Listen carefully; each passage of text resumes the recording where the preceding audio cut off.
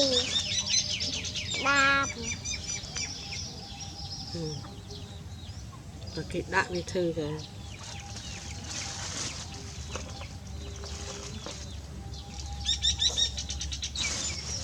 ติ๊กเกอร์สัตว์ถึงกระโดดปัวยังไม่ดี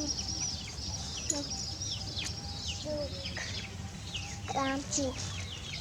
เกิด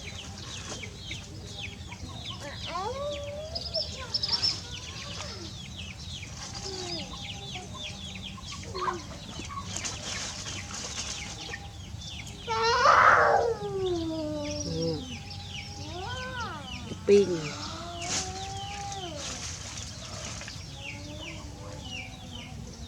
จุก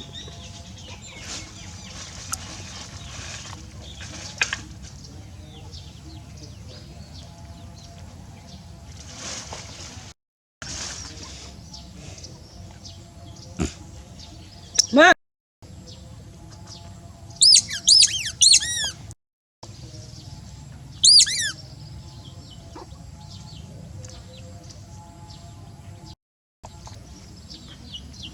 คุยเสียงทำไม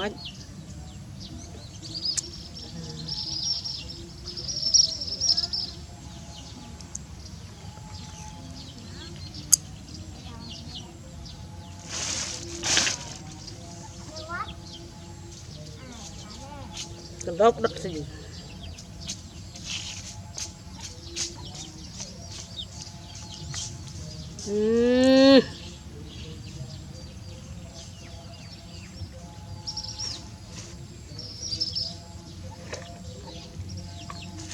ไม่ใช่มือมันเคยอีกละช่วยปู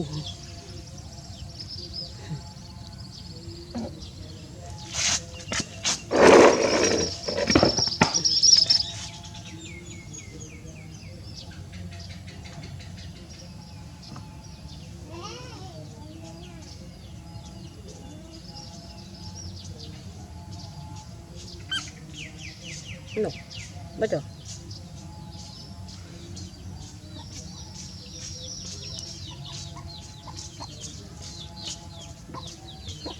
บนจัดเธอจังสำหรับจัดหูเตียจะได้ต้นหัวของหูเธอเตียเหมือนกันนั่งนึงจะได้หนึ่งปีเตียก็อัดก็อัดจะได้พอดีนะสะอาดอัดจะปวดจนเด็กก็อัดแผลก็อัดจะได้เวลาเลยจะได้ปิ้งมาอัดเตะข้าง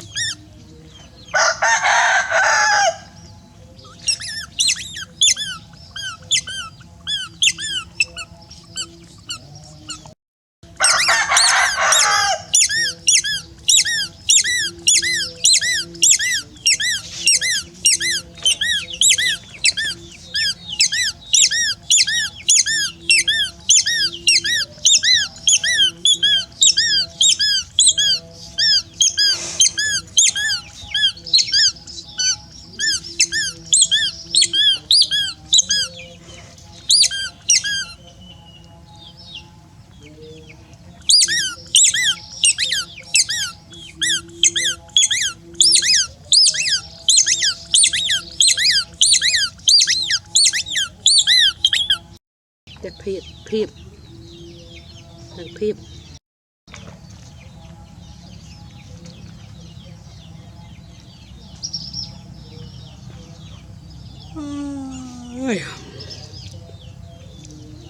เลยโกกิโมดโกกิปุกปูลอ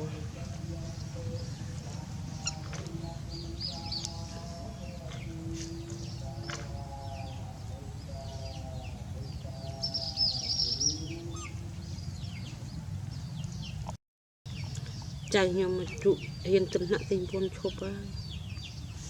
ไงเธอการไงดูมาไงดูมาหลักใจ miệt thông này miệt thông pe ở trên nặng thị buồn tim buồn đi từ đầu từ khắp cái phèo mai về mà pi nè nó đi không về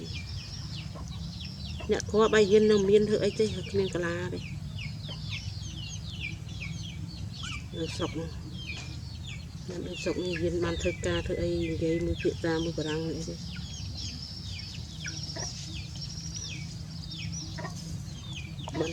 viên dây mưa răng mà thay vì cá lọ việc đào mưa răng viên dây mưa răng nhặt lại yên đi ọt yên đấy con đi ngồi con chụp cho mồi bị bò nhà Côn á. giá mình nó bị bò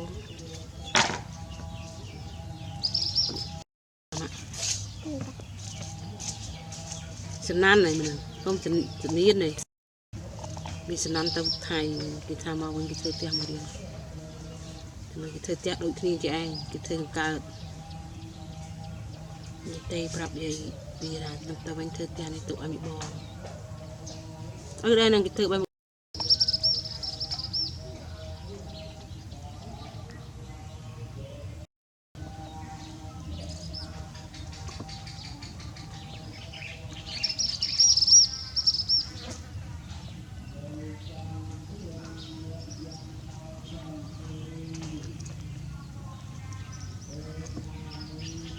chan năng tinh mà lan đã một tia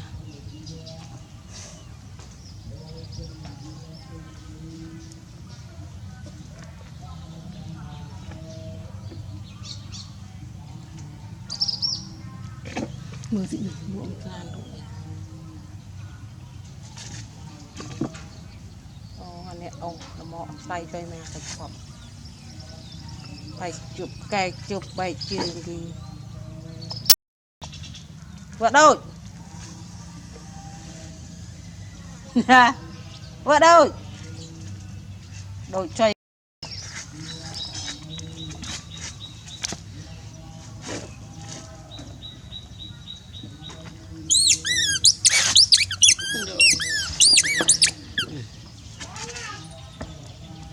nó mà phật à bàn năm này ai bàn tay tình năm liệp ở lùi đây mà ngày một ngày chắc cái đông thông là thật này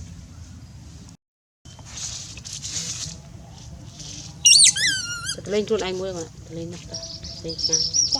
ở lên nhẹ nhàng lên nhá không bật sang pe lên anh ra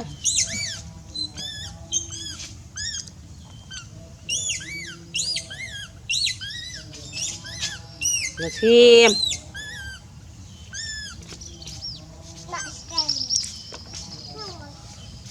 rồi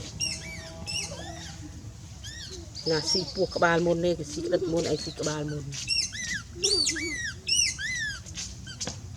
đánh việc đánh vạch đánh việc vạch đã việc đánh vạch đã việc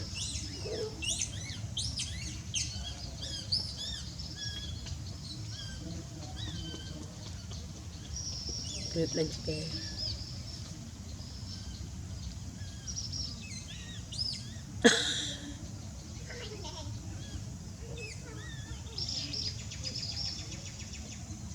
phát tích cái chụp bàn mà lâu tiếp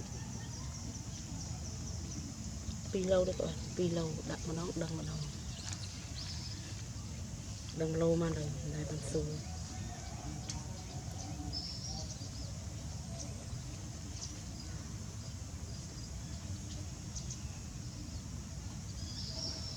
đây trên thì mưa cái thời tiết cái chăn màปูnày